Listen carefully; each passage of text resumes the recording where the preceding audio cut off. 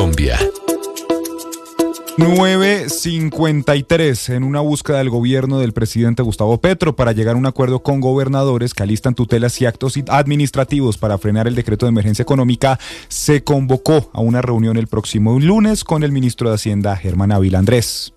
Mediante la zanahoria y el garrote, el gobierno trata de desactivar la rebelión de los 32 gobernadores, quienes se pararon en la raya en contra del decreto 1474 de 2025, que establece medidas tributarias en el marco de la emergencia económica y social decretada a finales del mes de diciembre y que establece nuevos impuestos como el aumento del IVA y el impoconsumo a licores y cigarrillos. Aunque el garrote lo encabezan tanto el ministro del Interior, Armando Benedetti, como el ministro de Justicia, Andrés Hidárraga, quienes anunciaron acciones judiciales en contra de los gobernadores que emitan actos administrativos desconociendo las medidas del decreto de emergencia económica, la zanahoria viene por parte del Ministerio de Hacienda, quien invitó a los gobernadores a una reunión el próximo lunes 19 de enero a las 8 de la mañana, en el que tratarán de explicar los detalles del decreto y buscar puntos de acuerdo. Incluso el director de la DIAN, Carlos Betancur, esta mañana en Mañanas Blue, dejó claro que las medidas que establece el decreto no tocan las rentas departamentales, que son necesarias para temas como salud, educación y deporte. Si una botella de aguardiente sube, que si se transferirá todo, subiría por ahí un 25% para unos 10.000 pesos, pero subiría el consumo disminuiría muchísimo menos, de manera que en realidad la erosión la caída del consumo no va a ser significativa, por ende no va a ser significativa la disminución de la base gravable de los impuestos territoriales y por ende no va a ser significativa la disminución de sus rentas. Ahora, el panorama entre los gobernadores es variado. Hay algunos que están dudando asistir a la reunión, como por ejemplo quien encabezó esta rebelión, el gobernador de Antioquia, Andrés Julián Rendón, quien consideró que el momento de dialogar, que el momento de llegar a acuerdos era antes de expedir el decreto. No estoy seguro, lo estoy pensando. Yo creo que ese canal de diálogo debió haberse establecido hace mucho tiempo. Nosotros le preguntábamos ayer a el presidente de la federación, el director ejecutivo, el doctor Didier, si el gobierno nacional lo había llamado a fin de año para tratar este tema, para concertar, y dijo que no. Entonces, ahora, hay gobernadores cercanos al gobierno que, si bien manifestaron su preocupación por las medidas que se adoptan en el decreto 1474, sería totalmente inconveniente no aplicarlos y que debe ser la Corte Constitucional quien deba suspender los efectos si considera que transgrede la Carta Magna. El gobernador de Nariño, Luis Alfonso Escobar.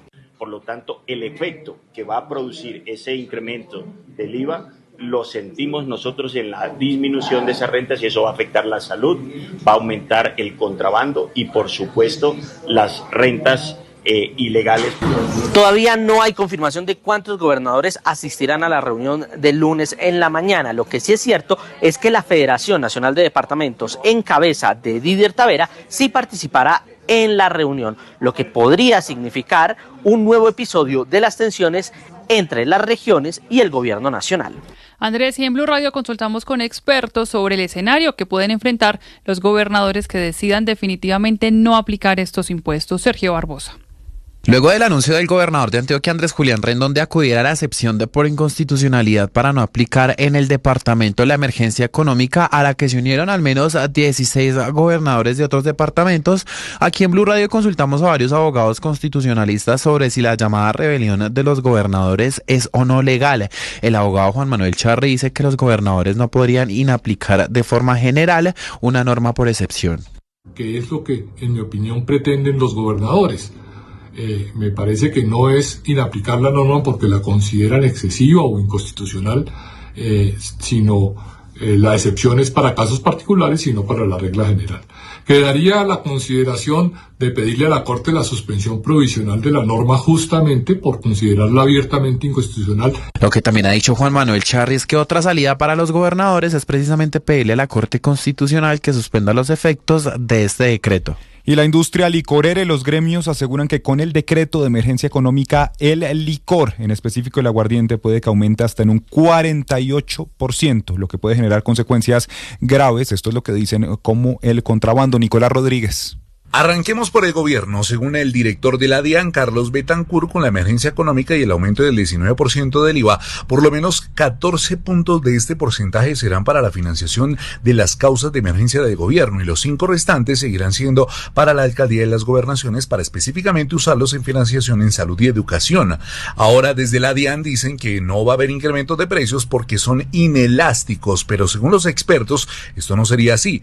Desde la empresa de licores de Caldas advirtieron que por lo menos el aumento de una botella de aguardiente amarillo de Manzanares será del 43% y para el caso del ron el aumento sería superior al 55%, cifra que confirma el gerente de licores de Caldas, el doctor Diego Angelilis. Son unas alzas que hacen que en este caso no se disminuya el consumo de los licores destilados, sino que se busque el contrabando y el licor adulterado. No se tiene en cuenta que las industrias como la nuestra en los últimos 2 años ha girado a la salud y la educación de los colombianos en cada departamento más de 1.5 billones de pesos. Por su parte, quienes dependen de estos precios son los bares, restaurantes y discotecas. Desde el gremio dicen que el incremento puede ser superior del 48% en total para las botellas de aguardiente y el 40% por lo menos para el whisky, lo cual desincentivaría la compra de licor, pero asimismo el contrabando se dispararía.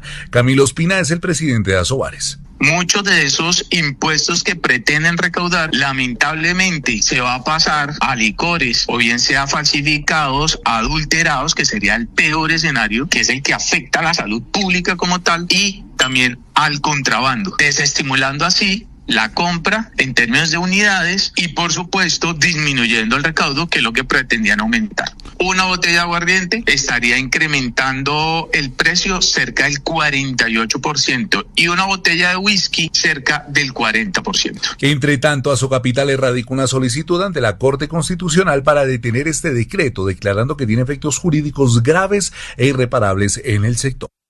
Gracias, Nicolás. Y actualizamos la información con el atentado donde utilizaron drones para lanzar explosivos en norte de Santander. A esta hora, el ejército está confirmando la identidad del soldado asesinado, Juan Esteban González, oriundo del departamento del Valle del Cauca, asesinado allí en Tibón, norte de Santander, mientras que los 4 militares heridos ya fueron trasladados a un hospital en la ciudad de Cúcuta.